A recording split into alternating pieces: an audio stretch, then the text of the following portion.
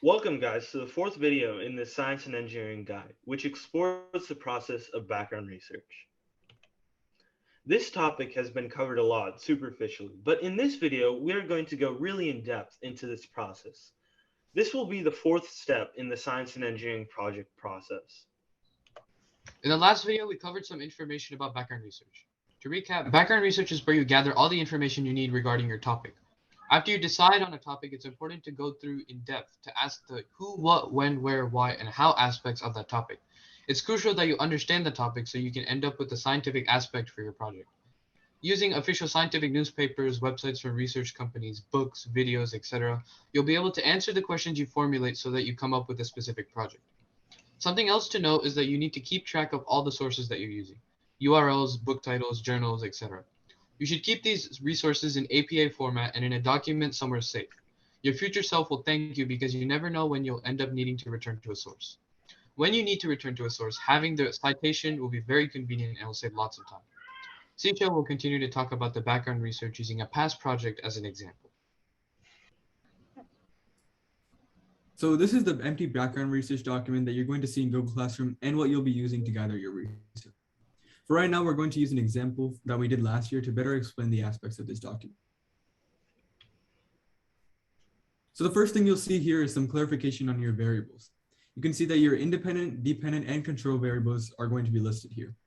You can also display your scientific question and some keywords that you're going to be using to guide your research here. Next, if we scroll down a little bit, we can see that in the leftmost column, there is a question word. This is the category of questions which all the questions that you'll ask are going to be using. You're going to use the possible question stems, which are in the next column, and fill in the blanks to make your own questions. Finally, you're going to research these questions using reliable sources on the internet. And make sure, this is one of the most important parts, make sure you list those resources in APA format in the rightmost column. As Siddharth said, your future self will thank you. Jay is now going to continue on to the next section of the background research document.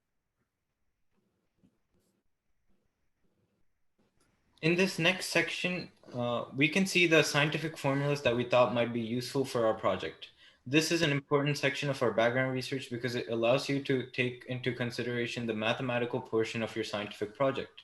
This next part isn't exactly in the original document, but we think it might be helpful for your background research. What we did is that we labeled different sections that we wanted to explore in our topic, which was hydroelectricity. Using this topic, we explored different things that could affect hydroelectricity. For example, things like flood powering hydroelectricity, the fluid dynamics behind water, the perpetual electricity theory behind electricity. We can see this classification as we scroll up to the document and see different color highlights to the questions asked.